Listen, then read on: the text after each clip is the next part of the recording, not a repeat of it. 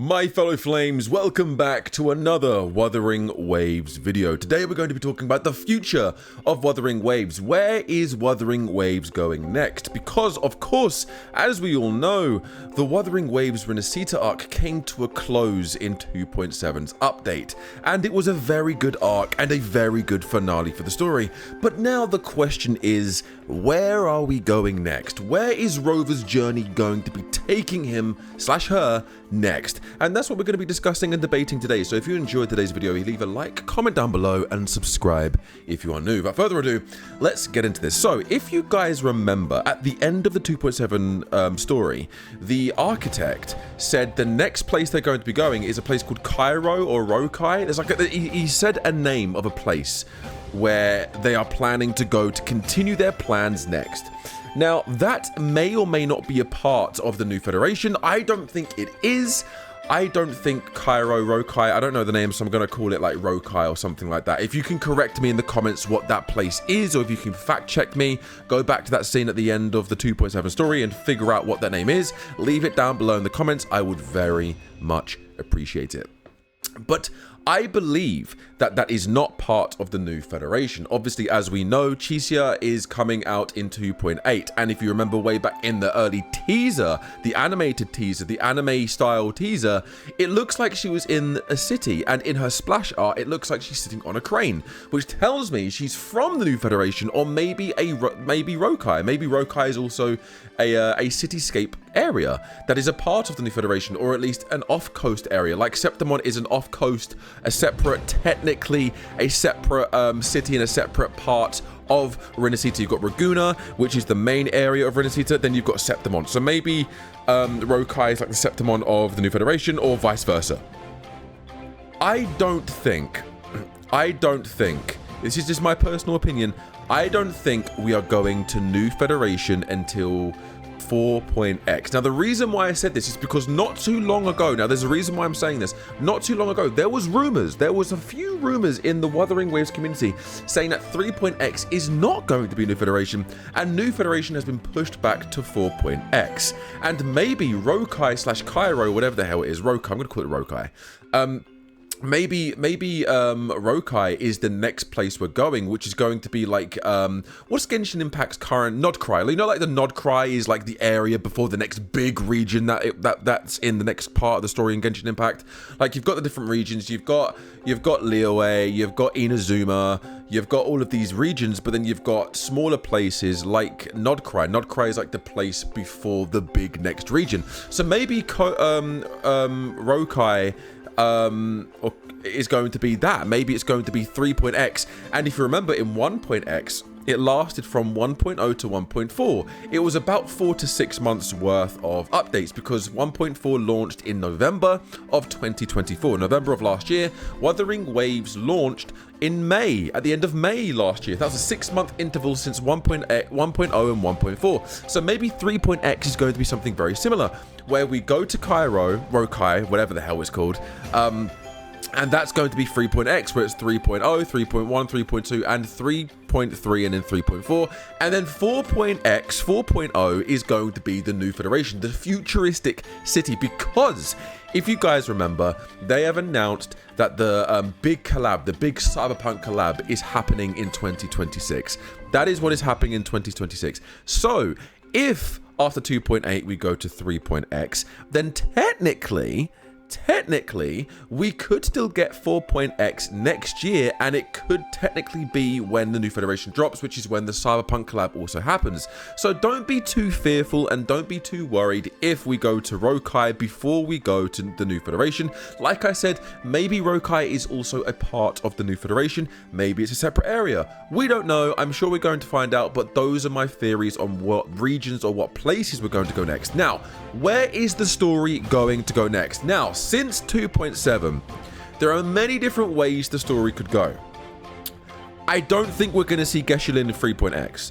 I do not believe Geshu-Lin is going to be turning up as a foe, as an enemy in 3.x. I think Kuro Games have drip teased and absolutely, definitely done the Shuyuwen story in that way, specifically in that way, revealing Geshu-Lin to still be alive in that way, and have explained it in that specific way, because I think they are planning to do something with him in the far future when we eventually have to defeat the Overthrax. Now, those that do not know, the Overthrax is Huanglong's Threnodian, the Threnodian of Huanglong. Now, in 1.x, we stopped the Threnodian from returning, from hatching from its big sphere cocoon. The big sphere cocoon is the Overthrax, but not the Overthrax's true form. We know what the Overthrax looks like because we saw it in the Legend of Geshu-Lin, the original legend back in 1.0. So we know what the Overthrax looks like. The big sphere thing is like a cocoon, it's like a prison, it's like the realm. Maybe it's a portal to the realm of the Threnodians. I don't know. I'm presuming it's a cage or a cocoon where the Overthrax is residing. We also now have information, it is confirmed, that Geshu-Lin fell to the influence of the Overthrax. So technically, you can call Geshu-Lin, which is my prediction, what I think is going to happen, which I've always predicted to be happening since my first ever theories on Geshu-Lin way back when. I think when Geshu-Lin vanished, I said way back when that Geshu-Lin vanished and became the Threnodian's resonator of Huanglong, because I believe that potentially when he succumbed to the power of the Black Flame, because the Black Flame it could be a part of his resonance ability, it could not be. When he succumbed to the power of the Black Flame, obviously his arm became like Nero's demon arm. He had the big chained sword, purple flames all around him. He kind of went a little bit insane. The power corrupted him. Maybe, as I've said before, there is videos of me saying this, but I'm going to reiterate it so you don't need to watch those if you don't want to, because those are quite old videos. Potentially, the Overthrax saw the potential within Geshu-Lin's power, within his resonance ability, and the reason why he's disappeared is because the Overthrax captured him or brought him in, corrupted his mind, and have gone somewhere together. Perhaps in that cocoon is where Geshu-Lin is residing. Remember, the cocoon also gave birth to Dreamless. Dreamless is like the lieutenant of the Overthrax. Dreamless is the one that was tasked to pave the way for the birth of the Overthrax. It's like a lieutenant, like a second in command, essentially. At first, I thought, and a few of us thought, that was the Threnodian. Later on, that was proven to be not the case. Very quickly, actually, that was proven to not be the case. In fact, Dreamless was just the lieutenant, the second in command, to basically do the Overthrax's bidding. And since Dreamless failed and we defeated Dreamless, and since the whole secrets of Abby, and Abby being Abraxas, and Abraxas is connected to the Threnodians and the Sentinels, both of them essentially, is possibly that we're going to see more when the Overthrax returns. I do believe we're not only going to see more secrets unfold on Abraxas, but also going to see the return of Geshu-Lin in a villain form. I do believe he's going to be playable in the future. I do believe they've done this on purpose to say, look, we acknowledge that you guys really want this character, and we acknowledge that he's still around. He is still alive. We've now confirmed he's alive. He's out there somewhere. You don't know where. He's in Huanglong, because Shuyuwen has now gone back to Huanglong to search for Geshu-Lin. And also, Shuyuwen dropped that there's a big council, like a head council. So you've got the government of Huanglong. You've got the big chiefs of different cities. We've been to Jinzhou. There's other cities around Huanglong that basically have different governments. And each head of each city, Jinshi being the head and the high magistrate of Jinzhou, there are other higher magistrates and high people of power, high titles of power in different cities around Huanglong. Thanks to the Shuyuwen story, we now know that to be the case, because the people that sent Shuyuwen was not Jinshi, but another government from another city in Huanglong. So there's other cities and other places in Huanglong we're going to be going to. I believe that we are going to eventually fight the Overthrax, but I think the Overthrax is going to be ending the story of Wuthering Waves, or the big arc of Wuthering Waves, because I believe it's going to end where it all started, which is going to be back in Huanglong. That could be incorrect. We could see Geshu-Lin return to 4.x, 5.x, maybe even 3.x. I don't think 3.x, but potentially, who knows? Kuro literally just threw this dagger out there and went, by the way, here's Geshu-Lin. Ta-da, surprise. And yeah. So I don't think Geshu-Lin is going to be coming in New Federation or Rokai, whatever, you know what I mean. However, I do believe we are going to be getting the Cyberpunk collab in whenever we go to New Federation, wherever we go to the new cityscape. the big cityscape. And I do believe that that is going to be the next big arc for the next year. Like Renacita started in January, ended in October last month. So I believe the next 6 to 8 months or beyond that is going to be the start of the next big region, the next big arc, and I cannot wait. The new update of Wuthering Waves is set to release within the next 2 weeks based on the track records of what we've had. Within the next 2 to 3 weeks, by the 21st, by Friday the 21st, we should have confirmation, or at least we should have the release of the Wuthering Waves 2.8 update. Now, I'm going to be away on these dates, but I am going to take my laptop and I am going to cover any kind of information I can, if and when possible. So I might be late to content, but stay tuned for it nonetheless.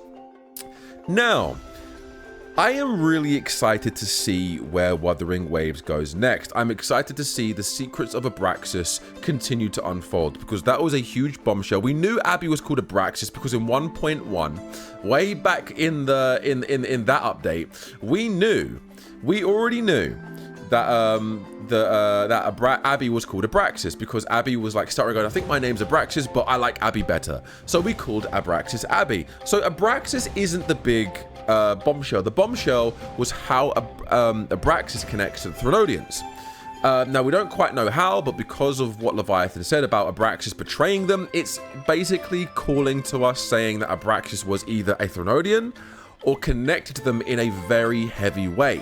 And Abby probably either forgot their memories like we did, which is the reason why the goddess, like the Lucia goddess lookalike, put Abby within our palm, because we actually see her do this at the start of the game. Going to the New Federation, we're getting Chisia, and we're getting other characters that I'm sure are going to connect us to the main overarching story. It's most likely the case where either the main villains of this particular story is going to be another overseer or previous overseers like Scar, Frolova, or Cristoforo might make a return, or we're going to see the birth of a new Threnodian and another Sentinel's presence in the New Federation. We're also going to probably see Kalkaro, since Kalkaro is from the New Federation. At the end of the 2.7 story, Gal Brenner said, that's Kalkaro. I've actually worked with him a few times in the past. He's very powerful, very lethal. Don't get on his bad side, but if you ever have the chance to talk to him in the New Federation, I recommend you doing so. He would make a good ally. So we're probably going to see Kalkaro finally in the story.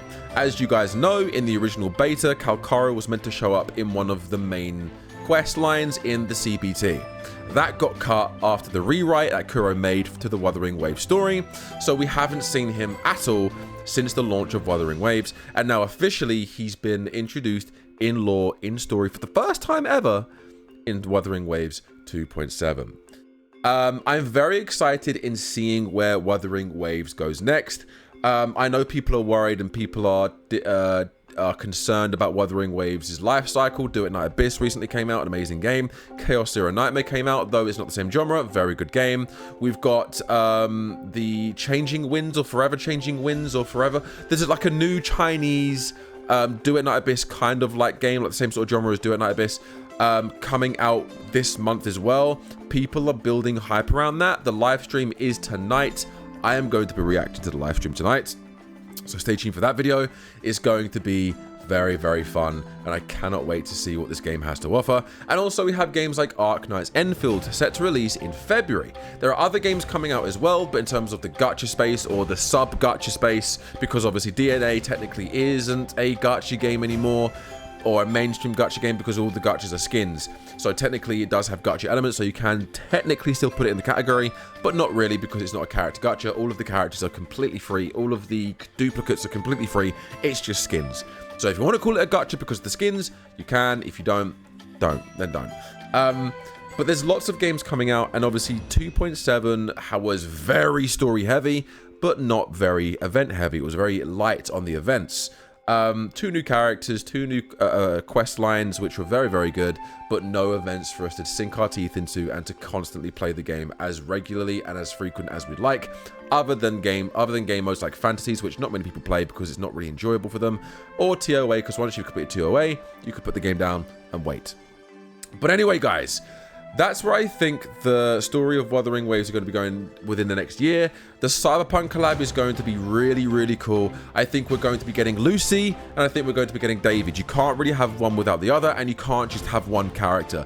Lucy's guaranteed to be a character, a 5-star character, and David needs to be a character because David is the protagonist of Cyberpunk Edge Runners, and that is the title of the collab. Cyberpunk Edge Runners. Cyberpunk Edge Runners. That is the full title. Cyberpunk of the collab. So if David, the leading role of that series, isn't a character, people are going to get a bit upset. Lucy's obviously going to be a main character, and some people also want Rebecca because Rebecca is a fan favorite. I expect that to be mid-year, maybe even, if not the anniversary patch, then a couple of patches after. That's when I believe the Cyberpunk collab will be happening. So summer. I believe summertime of 2026 is when we're going to be getting the Cyberpunk collab. I think they could probably going to announce it or give us a lot of details on the anniversary, and then a patch or two later, Cyberpunk launches globally on Wuthering Waves. But that's what I think is going to happen. That's where I think the game is going to go. Let me know down below in the comments what you think, and I will see you and speak to you all in the next video. Thank you so much for watching and staying with me until the end. If you stay till the end, I appreciate you. You're a real one. But thank you so much for watching. I'll speak to you all in the next video. Take it easy and have a good rest of your day.